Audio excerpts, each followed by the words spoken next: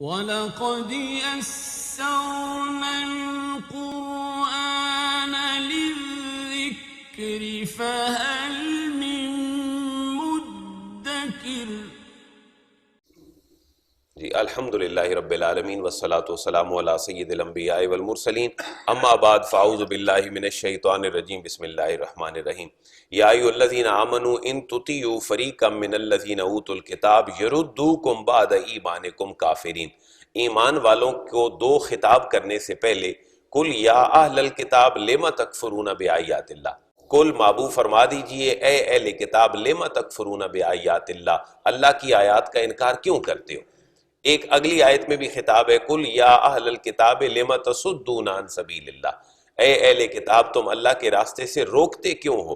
اب ہے مسلمانوں کو خطاب کہ تمہاری زندگی کی جو گزران ہے اس کا بھی کوئی طریقہ ہونا چاہیے، اور تمہیں نہ تو کفار کی باتوں میں آنا چاہیے اور نہ تمہیں ان کے ہیلوں اور بہانوں کا شکار ہو کر اپنے موقف سے ہٹنا چاہیے۔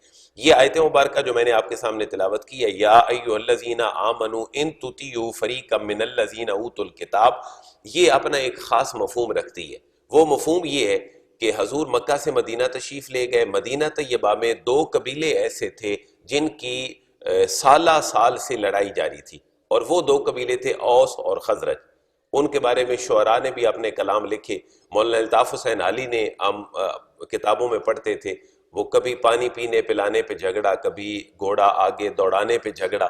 تو اوس اور خزرج کی لڑائی جو تھی وہ کم از کم 40-50 سال تک جاری رہی۔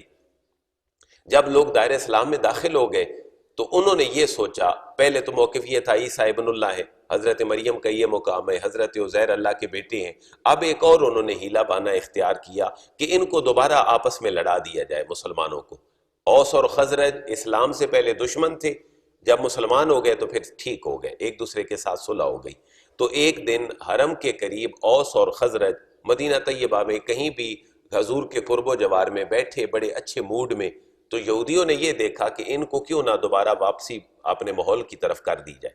تو وہاں ایک یہودی گیا جس کو مفسرین نے لکھا ہے کہ شاس بن قیس جس کا نام تھا، وہ گیا، اس نے بتایا لوگوں کو کہ وہ تو دوبارہ اکٹھے بیٹھے ہیں مسلمان بڑے شیر و شکر ہو کر۔ انہوں نے پھر ایک منصوبہ بندی کی کہ ان کو لڑا دیا جائے، اور اوس اور خزرج کی پرانی جو دشمنیاں تھیں ان کو دوبارہ اجاگر کیا۔ تو ہوا یہ کہ یہ دو قبیلے دوبارہ آپس میں لڑ پڑے۔ ان کے لڑنے کے بعد اللہ نے یہ آیت مبارکہ نازل فرمائی، کیونکہ سورہ مبارکہ اپنے مزاج کے اعتبار سے مدنی ہے۔ بس اس سینس کو ذہن میں رکھیے گا کہ اوس اور خزرج پہلے دشمن تھے، اسلام نے ان کو بھائی بھائی بنا دیا، لیکن یہودیوں کی چال کے بعد یہ آپس میں دوبارہ لڑنا شروع ہو گئے۔ یا ایھا الذین آمنو، اے ایمان والو، ان تطیعوا، ان کا معنی اگر، تطیعوا تم اطاعت کرنے لگ گئے، تم پیچھے لگ گئے اور ایسا کرنے لگ گئے، فریقا من الذین اوتوا الکتاب، پیچھے لگ گئے تم عمل کی شکل میں، فریقاً ایسے گروہ کے، من الذین جو ان لوگوں میں سے ہے، اوتوا الکتاب جن کو کتاب دی گئی ہے، اگر تم ان کے پیچھے لگ گئے تو یردوکم بعد ایمانکم کافرین، یردوکم یہ تمہیں لوٹا دیں گے۔ ردہ یردو کا معنی ہوتا ہے رد کرنا، واپس کرنا۔ یردوکم یہ تمہیں لوٹا دیں گے، بعد ایمانکم تمہارے ایمان لانے کے بعد، کافرین کفر کی طرف، تمہیں حالت کفر کی طرف یہ دوبارہ لوٹا دیں گے۔ لہٰذا ان کے ان ہیلوں اور بہانوں سے بچو۔ یہاں ہمیں یہ پتہ چل رہا ہے کہ دشمن کی ایک سازش مسلمانوں کو آپس میں لڑانا بھی ہوتی ہے۔ اوس اور خزرج کو لڑا کر یہودی اپنے مشن میں دوبارہ کامیاب ہونا چاہتے ہیں، اور اللہ فرما رہا ہے کہ اے ایمان والو ان کی اطاعت سے بچو، ورنہ یہ تو تمہیں دوبارہ کس طرف لے جائیں گے؟ دوبارہ حالت کفر کی طرف لے جائیں گے۔ یعنی زبان سے ہمارا کلمہ نکلے گا اور عمل ہمارا سارا کافروں والا ہوگا۔ آج بھی شاید ہم دیکھیں تو عالمی سطح پر مسلمانوں کو لڑانے کی یہی کوشش ہے کہ ان کو آپس میں لڑا دیں۔ دیکھیں کتنی برکت والی چیزیں ہیں جن پہ آج امت مسلمہ لڑتی ہے۔ لا الہ الا اللہ محمد رسول اللہ پہ بھی کبھی امت لڑ سکتی تھی، یا درود پاک جیسی عظیم کام کے اوپر بھی یہ امت لڑ سکتی تھی، لیکن مسجد کے باہر کلمہ اور درود شاید کسی کا اختلاف نہیں ہے، لیکن مسجد کے اندر ان دونوں چیزوں کا اختلاف ہے کہ کیا کلمہ ہونا چاہیے یا درود شریف ہونا چاہیے یا نہیں۔ حالانکہ یہ چیزیں وہ ہیں جن کو شریعت نے اسپیسیفائی نہیں کیا کہ نماز کے بعد کلمہ پڑھنا فرض ہو یا اذان سے پہلے درود پاک پڑھنا فرض ہو۔ دوسری بات کہ اذان کے بعد کلمہ پڑھنا حرام ہو یا درود سے پہلے اذان سے پہلے دروشی پڑھنا حرام ہو، ایسی ہمیں دونوں طرف کی کوئی احادیث مبارکہ نہیں ملتی کہ جو پڑھتا ہے اس کو کہا جائے کہ یہ کفر کرتا ہے اور جو نہیں پڑھتا اس کو کہا جائے کہ اس سے بڑا ظالم کوئی نہیں ہے۔ تو شاید شریعت نے ان کے ساتھ جو ہمارا تعلق ہے وہ فرض اور حرام والا نہیں رکھا، کیونکہ ایک طرف فرض کی ہے اور دوسری طرف حرام کی ہے، تو شاید فرض اور حرام والا تعلق کسی مکتب فکر کے ساتھ بھی نہیں ہے۔ لیکن دیکھیں باہر المیہ ہمارا یہ ہے کہ ساری اکانومی ہماری تقریباً 100% وہ رسک ہمیں انٹرسٹ بیسڈ نظر آتی ہے، وہاں کسی کا کوئی اختلاف نہیں ہے۔ کبھی مجھے ایمانداری سے بتائیں کہ کتنے لوگ ہیں جو سود کے خلاف باہر نکلتے ہیں کہ ہمیں احتجاج کرنا چاہیے کہ حکومت جو ہے وہ اب سودی معاملات نہ کیا کرے اور وہ اسلامی نظام معیشت کے اوپر بنیاد رکھے۔ لہٰذا یہ وہی کیفیت ہے، یا ایھا الذین آمنوا ان تطیعوا فریقا من الذین اوتوا الکتاب، اے ایمان والو اگر اہل کتاب کے پیچھے تم پڑ گئے تو یہ تمہیں دوبارہ حالت ایمان سے حالت کفر کی طرف لے جائیں گے۔ وَكَيْفَ تَكْفُرُونَ وَأَنْتُمْ تُتْلَىٰ عَلَيْكُمْ آيَاتُ اللَّهِ وَفِيكُمْ رَسُولُهُ وَمَنْ يَعْتَصِمْ بِاللَّهِ فَقَدْ هُدِيَ إِلَىٰ صِرَاطٍ مُسْتَقِيمٍ۔ یہاں ان کو اور جھنجھوڑا جا رہا ہے، کیونکہ ابھی تو اللہ کے محبوب اوس اور خزرج کے اندر موجود تھے، آپ حیات ظاہری میں تھے، اللہ مسلمانوں کو جھنجھوڑ رہا ہے۔ وَكَيْفَ تَكْفُرُونَ، تم کیسے انکار کرتے ہو اللہ کے احکامات کا کہ اوس اور خزرج دوبارہ تم لڑ پڑے ہو یہودیوں کے کہنے پر، یہ تم دوبارہ واپسی کی راہ تمہیں اختیار کر لی ہے۔ وَأَنْتُمْ تُتْلَىٰ عَلَيْكُمْ آيَاتُ اللَّهِ، حالانکہ تمہارے درمیان اللہ کے نبی بھی موجود ہیں۔ وَأَنْتُمْ تُتْلَىٰ، واو کا معنی، اور انتم تم سارے کے سارے، تُتْلَىٰ تلاوت کی جاتی ہے، پڑھی جاتی ہے تمہارے سامنے، آیات اللہ، اللہ کی آیات، قرآن تمہارے سامنے موجود ہے، صاحب قرآن جناب رسول اللہ تمہارے سامنے موجود ہے، اور تم پھر بھی یہود و نصارہ کے کہنے پر ایک دوسرے کے ساتھ لڑنے لگ پڑے ہو۔ وفیکم رسولہ، واو کا معنی، اور فیکم تمہارے اندر، رسولہ اس کا رسول بھی موجود ہے، یعنی رسول بھی موجود ہے، کتاب بھی موجود ہے، پڑھتے بھی ہو، اس کے باوجود بھی یہود و نصارہ کے کہنے پہ تم ایک دوسرے کے ساتھ لڑتے ہو۔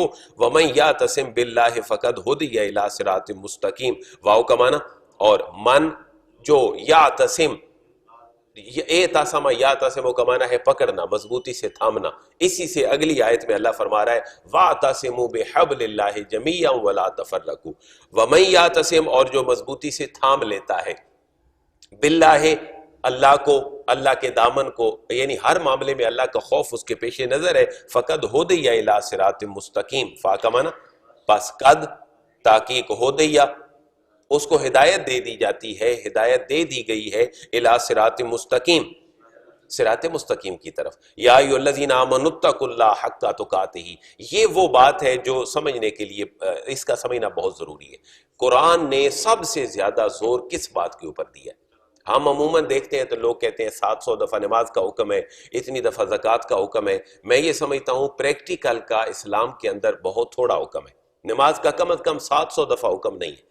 اگر کسی چیز پہ شریعت نے زیادہ زور دیا ہے تو وہ تقویٰ اور خوف خدا ہے، کیونکہ اسلام یہ چاہتا ہے کہ یہ سافٹ ویئر انسٹال کر لو، پھر تمہارے لیے عمل بڑا آسان ہو جائے گا۔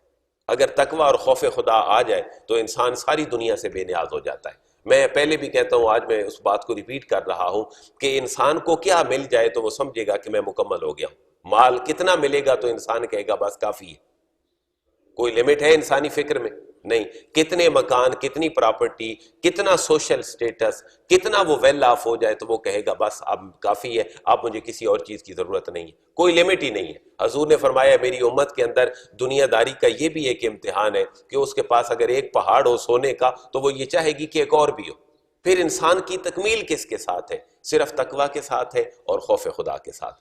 آپ اندازہ فرمائیں کہ جو سید المتقین ہے، سارے تقوی والوں کے سردار ہیں، قرآن نے کس کو کہا ہے؟ جناب سیدنا ابو بکر صدیق رضی اللہ تعالیٰ عنہ۔ آپ دیکھیں ان کے اندر تقویٰ کی کیفیت کیا ہے، اپنا سب کچھ بارگاہ رسالت میں قربان کر دیا، اور کسی اور کی تمنا اور خواہش بھی نہیں ہے۔ لہٰذا یہاں اللہ اسی چیز کے اوپر زور دے رہا ہے، یعنی اللہ فرما رہا ہے کہ اوس اور خزرج تم دوبارہ لڑ پڑے ہو، تم اگر دنیا داری کو نکال کر خالص اللہ کی رضا کے لیے کچھ چاہتے ہو تو تمہیں کم از کم یہ کرنا پڑے گا، اور وہ کیا ہے؟ یا ایھا الذین آمنوا، اے ایمان والو، اتقوا اللہ، اللہ سے ڈرو، تقویٰ اپنے اندر پیدا کرو، حق کا تقاتہ ہی، کتنا سارا ڈرو، کتنا تقویٰ پیدا کرو، حق کا تو کات ہی، جتنا اس سے ڈرنے کا حق ہے اتنا ڈرو اس سے. ولا تموتن الا وانتم مسلمون، واو کا معنی اور لا نہیں، تموتن.